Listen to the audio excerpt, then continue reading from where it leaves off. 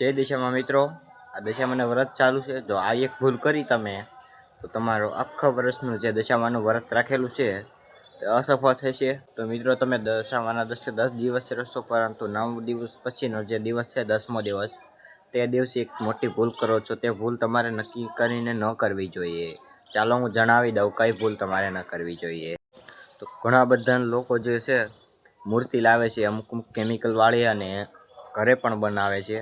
તો જે માટીની મૂર્તિ છે તેનો તો કંઈ નહીં, પણ જે લોકો બહાર જાય છે જે કેમિકલવાળી મૂર્તિ પાણીમાં પધરાવા જાય છે, ત્યારે નદી, તળાવ, ડેમ ત્યાં રહેતા જીવ જે છે માછલીઓ, કાચબાઓ, તેને ઘણું નુકસાન થાય છે।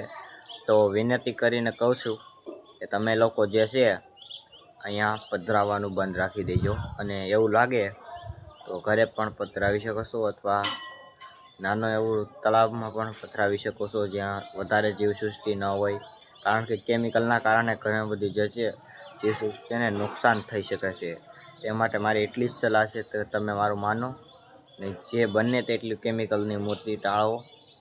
જેમ કે હમણાં ગણપતિ ઉત્સવ આવે છે, ત્યારે ગણપતિ વિસર્જનમાં તમે લોકો ઘણા બધા જે છે તે એક ભૂલ કરશું, ગણપતિ વિસર્જનમાં મોટા ડેમમાં કેમિકલવાળી મૂર્તિ નાખી દઈશું, જેના કારણે તમારે જે છે તમને તો કંઈ નહીં થાય, પરંતુ જ્યાં અંદર રહેતા જીવ, પાણીમાં રહેવાવાળાને જે ઘણું નુકસાન થાય છે, અને સાથે સાથે ઘણો સૃષ્ટિ મરી જાય છે।